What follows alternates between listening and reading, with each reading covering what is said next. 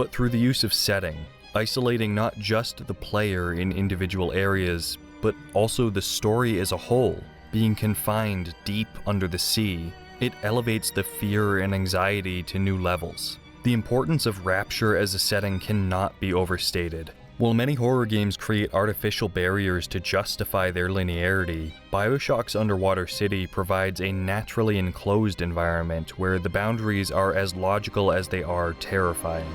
The ocean isn't merely a wall, it's an active, threatening presence that constantly reminds players of their precarious existence. Every cracked window or leaking ceiling signals potential catastrophe. The crushing depths aren't just keeping you in, they're trying to get in.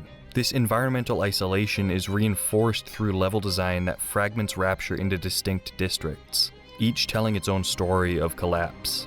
Fort Frolic, with its theatrical setting and the artistic madness of Sander Cohen, explores isolation through the lens of creative obsession. The medical pavilion shows how isolation corrupts healing into sadistic experimentation. Arcadia demonstrates how even nature itself becomes warped when isolated from the wider world. Each area functions as a microcosm of Rapture's larger failure, showing different facets of how isolation breeds specific forms of madness.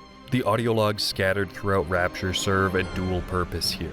They provide narrative exposition while reinforcing the game's themes of isolation. Each recording captures a moment from Rapture's past, voices speaking from a time that no longer exists. The knowledge that most of these voices belong to people who are now dead or transformed into splicers creates a profound sense of temporal isolation. You're listening to ghosts. These fragmentary stories, often cut short or ending in moments of terror, emphasize that in Rapture, everyone ultimately faced their fate alone.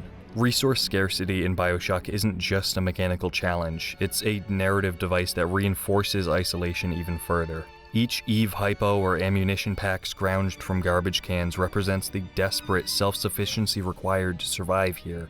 Unlike many shooters where ammunition is abundant, Bioshock forces players to make difficult choices about resource allocation, mirroring the harsh economic realities that contributed to Rapture's downfall.